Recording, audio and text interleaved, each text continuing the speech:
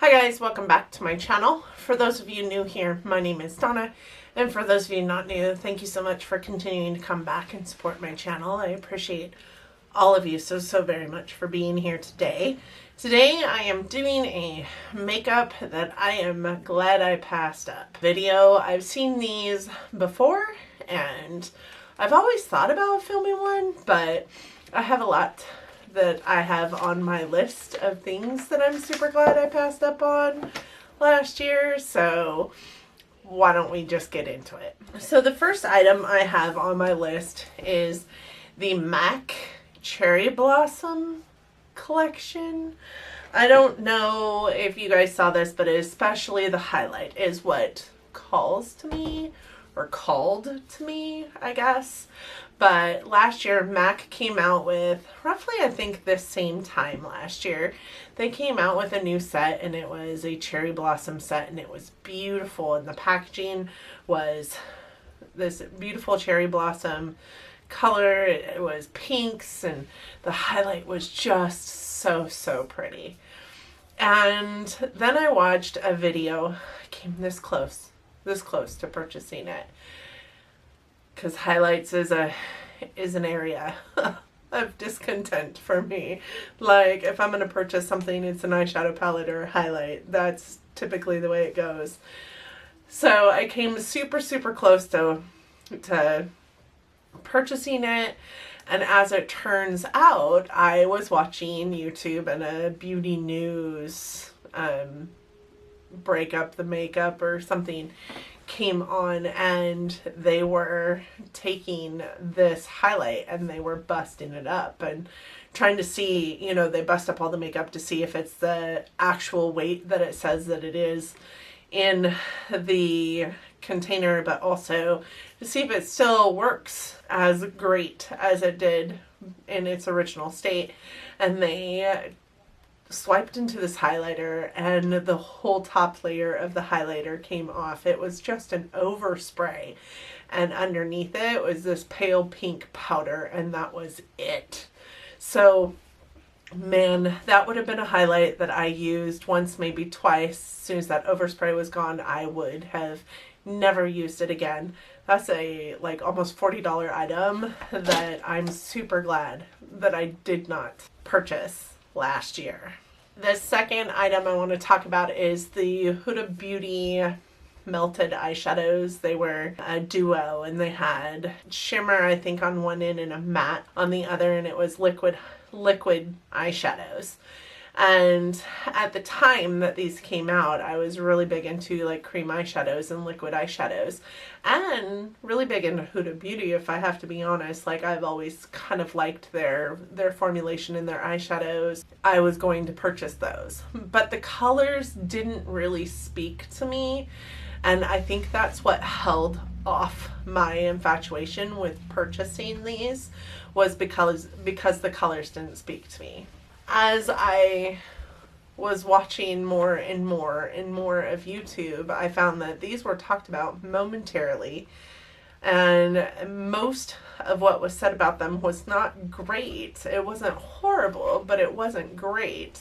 And now they're not talked about at all. Like, they came and went. It was one of those things that just wasn't on anybody's radar. So I'm really super glad I passed those up. I'm really super glad that the color stories really didn't speak to me as much as, say, the Stila glitters did. And I'm just not as into liquid eyeshadows as I thought I was back when they came out. So I know that they would be in my collection right now, and they would be sitting in this top drawer over here, and I would be looking at them daily because it is glass on top, and I wouldn't even be using them, and I might be mad at myself for purchasing them. So I'm super glad that I didn't purchase those Huda Beauty liquid eyeshadow duo things.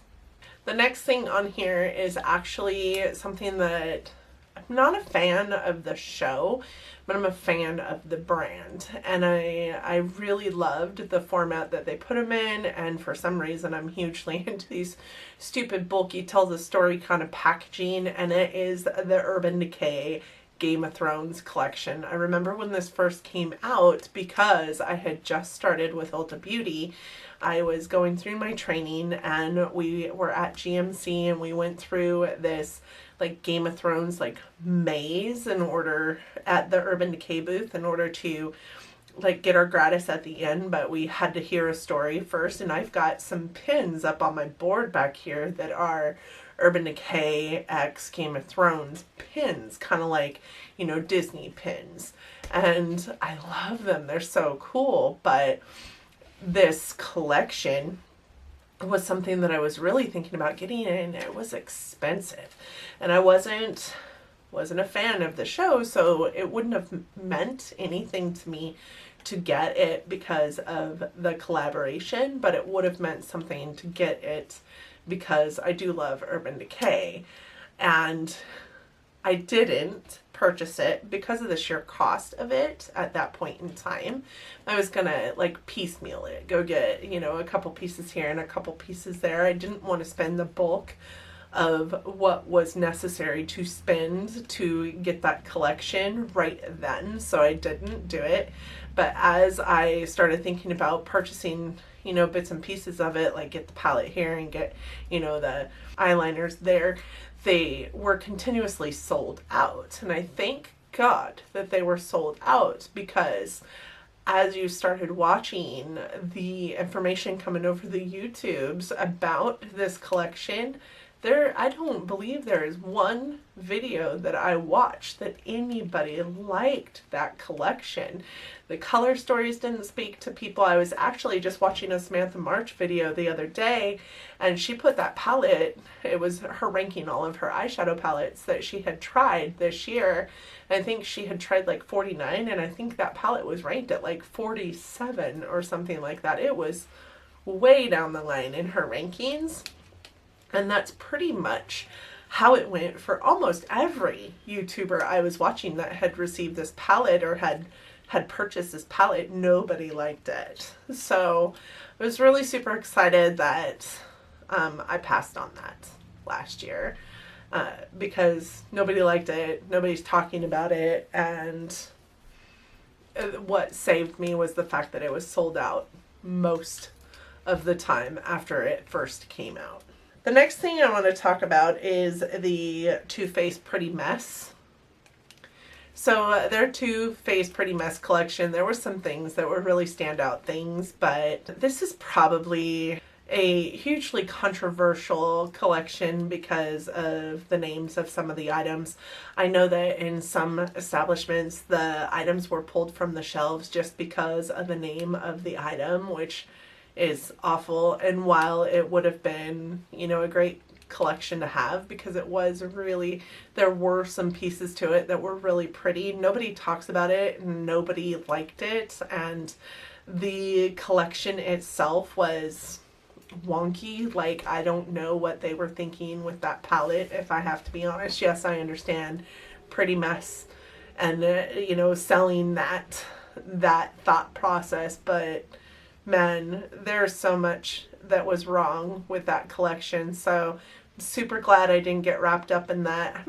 I'm really super glad that a lot of the collaborations that happened last year were collabs with people that I don't really honestly know or think of in terms of gotta have it's or, you know, stannings. That collection I'm really happy I passed on last year. Another thing I want to talk about is the Stila Mystiques, and these actually came out in December of 2018, I want to say it is. But I have a whole slew of Stila glitters in this drawer right here, and it's because they're beautiful. They're one of the only like glitters that I have in my collection that I can honestly say I use. They're just so pretty. And so Stila came out with these Mystique glitters, and they are white in the package, but when you take them out and put them on your eye, they like change colors. They're like blue or purple or whatnot. You might mix them up in the container and it'll be like this wonky. I'll show you, you guys will be able to see the picture, but I really wanted one of these. I really wanted one of these, to the extent that when they started showing up in TJ Maxx, I almost purchased one there, just because I really wanted one. But the more and more I hear about them, the more and more they dry up faster than the regular Stila glitters. They just were goopy, a goopy mess. The formulation was completely different. Nobody liked them. I am really super happy that I passed on that liquid glitter or liquid eyeshadow that last year. The next thing I want to talk about is the Tarte Icy Betch palette. So Tarte teased this at one point and people were pissed because they didn't come out with it. And I love green. Green is my favorite shade, on my favorite color on the planet. And I do like blues as well. And I initially, when they teased this palette, thought, oh, this is a palette I'm gonna get. But then they came out with it like a year later, and it wasn't fantastic. It wasn't the beautiful Icy Betch palette that they had teased in the first place. It had weird wonky pans, not weird and wonky as in shape, but weird and wonky as in bigger versus smaller versus up and down versus side to side. I don't know. It was just a weird palette, and I have a friend that got it and she likes it, and that's fine. Makeup is subjective, so that's fine. But when they finally did come out with it, I really realized that green and blue is not colors that I like to wear, and that's funny because I'm wearing green and blue today. But I just don't think that they're the best colors for my face.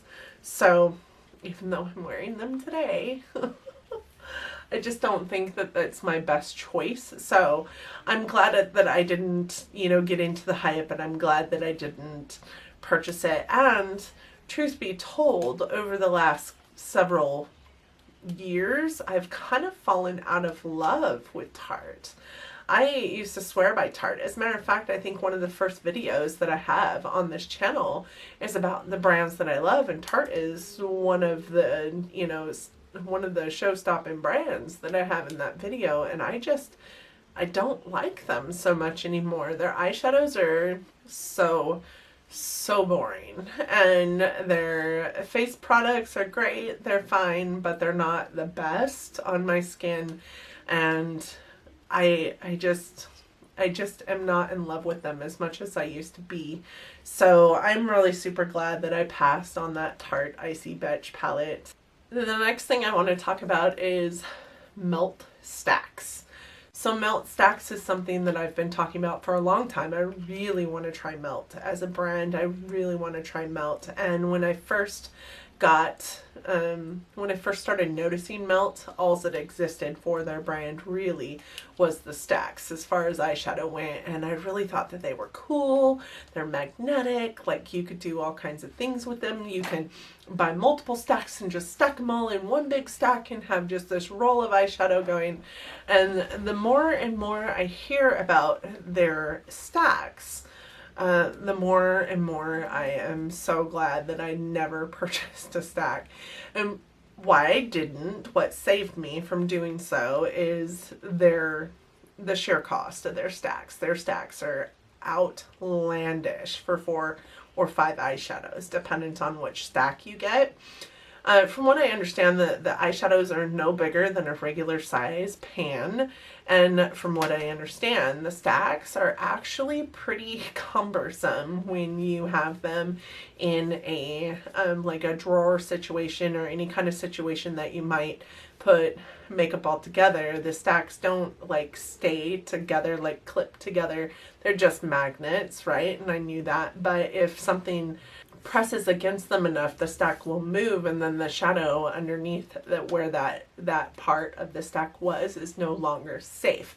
It can be damaged by whatever's on top of it, the palette or whatnot. And granted, my collection isn't to the extent where I wouldn't be able just to stick the stack on a shelf or something like that, but also, would I really be grabbing for it if it was just a stack on a shelf? Also, is it a pain in the ass to pull the pieces apart versus just open up a palette and see the 15 different shades that are in there that you can be using? So I am still really interested in Melt, but I'm more interested in their palettes versus their stacks. So the next couple things are more about like a collection of things. Number one is the ColourPop monochromatic 9-pen eyeshadow palettes.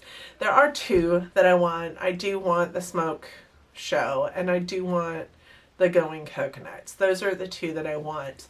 But I think those are the two that I would allow myself to get because they're black and brown. They're the neutral shades that you really need for any eye look, and you could pair them with any other palette and it would work fine. What I learned about myself over the last year in my Palette Roulette series is that I'm really not into a monochromatic eyeshadow look or palette. I get bored with it really quickly. So even though there's so many of those 9-pen palettes that ColourPop came out with, I'm really glad that I didn't purchase them or get sucked into the hype of them early on, because I would have every single one of them and probably not be touching any of them because I'm just not into that monochromatic scheme, that thought process. The next thing is the thought process of the food collections. So I think most notably is Glamcore, I think is the name of the brand. All these food shaped palettes, so tacos and pizzas and even Makeup Revolution has gotten into it with avocados and ice creams, and I just think that those things are so third grade. Like, I don't understand why anybody would want to purchase an eyeshadow palette that was shaped like pizza. What? If you did, more power to you. As I said earlier in this video, makeup is subjective, but for me, it's one of those things that I'm super glad I didn't jump on that bandwagon. Glamlight, that's it. If you jumped on the bandwagon, you probably have 50 different food shape eyeshadow palettes, and do you use them? Are you happy with them? That's, I guess, where I'd like to go with that. The next one is the Pac-Man collection. Like, I don't get it. I don't get it. Why as a makeup company are we collabing with a video game, like, or a TV show, or food? I didn't understand any of that, and I am super happy that I didn't understand any of that, and I'm super happy that I didn't fall into the hype of it. There was so much Pac-Man going on in the makeup stores last year, and I am so glad that I didn't hop onto that makeup train. Did you guys hop onto it? Did you like it? It just looks to me, the food, the Pac-Man, it just looks to me like it's kids makeup, and that's where I think I get stuck. But you slap Pac-Man on there and I'm like, that's for my 8-year-old.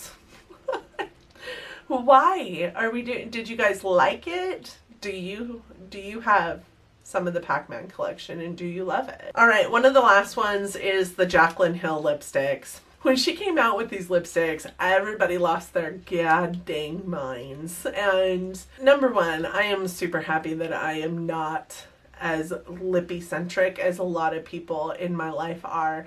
I don't like my lips. I think we've heard this before. I did a lippy tag not that long ago. I'm sure that you guys saw that. I don't know what the hell I'm talking about when it comes to lipsticks, because I just am not into them as much as a lot of people are.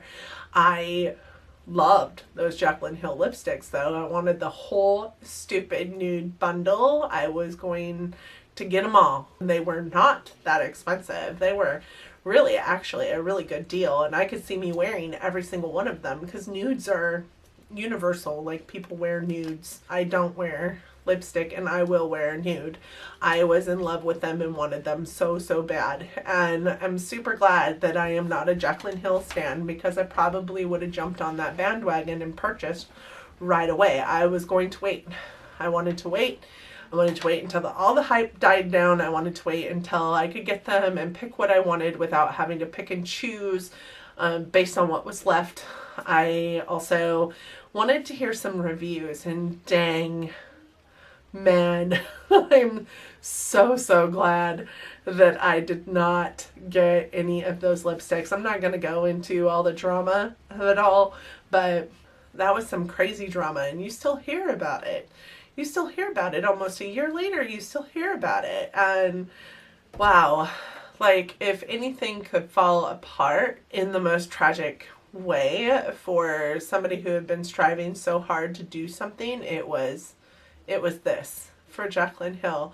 She is a lot for some people. She is everything for some people when it comes to the beauty world, and I felt for her, but I am so glad that I didn't pick up any of those lipsticks. The last thing I have on the list is probably going to be it's an unpopular opinion is what it is. I am so happy that I did not get the Shane Dawson x Jeffree Star palette. So here's the thing.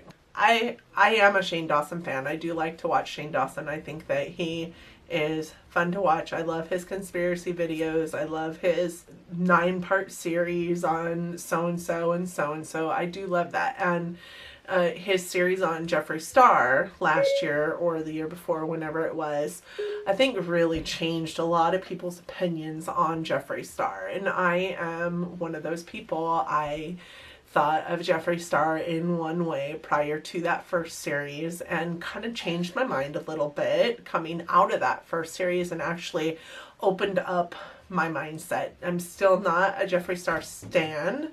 I still, kind of think he can be kind of a jerk, but I also think that everybody on this platform or any platform or anywhere can be kind of a jerk. I think that we all have mistakes that we've made in our life, and I am not gonna hold that against somebody for the rest of their life just because. He's also somebody that I don't typically, I haven't found that one product of his that I think is awesome. And I bought a mystery box of his and didn't love the items that were sent and didn't love the fact that every single mystery box was the same. It really just felt like it was crap thrown into a box and then sold to America, which might be the way it was. But the Shane Dawson palette I was buying. Number one, I like Shane Dawson. Number two, I have been wanting to try a Jeffree Star eyeshadow palette. I can't find one that I absolutely have to have. I think if there was one that came the closest, it would be the Jawbreaker palette. This Controversy palette is so beautiful. So beautiful. And then they came out with the Color Story. And I was like, what? Why? Why do we have this Color Story? This Color Story sucks. This is ugly. And I don't want this palette. And I had made that decision. And then the day that it went live, I was one of those crazy fools on the interwebs trying to buy this stupid palette. I was on 3 different websites all morning long trying to buy that stupid palette. And I couldn't get through. I could not purchase it. Every error. That's all I ever saw was an error. And, I think that was somebody intervening is what that was, because I am so glad I don't have that palette. The more and more I look at that palette, the more and more I think it would be trash and it would be a showpiece in my collection, and that is it. I would never pick it up to use it. While I do think that some of the colors are beautiful, I think the majority of that palette is just not for me. And that's okay. It's okay that I'm saying this because makeup is subjective. It is okay that I am saying it's not for me. It very well might be for you. And like I said, this is probably an unpopular opinion, but that is where I sit. I am super glad I did not pick up that palette last year. It would be a giant showpiece in my collection that cost me, because I was going to get it all, $300 and something, and I would be pissed off at myself in the end for doing it. My boyfriend was watching me struggle trying to get this palette and kept reminding me, didn't you just tell me you didn't want that palette? Didn't you tell me you weren't going to get that palette? Didn't you tell me that was the ugliest Color Story you'd ever seen? And I don't know. why didn't I listen? Why did I make it a point to be on that website, those websites that morning trying to get that palette? And then my friend texts me like in my 3 hours of crazy, and she's like, I got it, did you? I'm like, screw you. I was so pissed that day, so pissed. But today I can look back and say, I'm glad I didn't get it. It would not be something that I would look at and go, man, yes. I spent all that time on that internet and I got it. I got my prize. I would be pissed off at myself. So anyways, that's what I have for you guys today. I do hope that you enjoyed the video. I hope that you enjoyed hearing about the products that I'm glad that I passed up on last year. What products did you pass up on last year? Are you mad at yourself? Are you happy with yourself? I would love to hear about them in the comments section. I hope that you liked this video enough that you're considering giving it a big thumbs up. It does help our channels out here. I also hope that you love this video or me enough that you're considering subscribing to my channel. I do upload content every Monday, Wednesday, and Friday, so please don't forget to hit that notification bell so that you're notified every single time I upload a video. I hope that you're having a fantastic February. I hope that your February is going good so far, and until next time, bye guys. Makeup items that I'm glad I passed up on in the year 2019, not 2020. I think I just said 2020. I definitely need a haircut.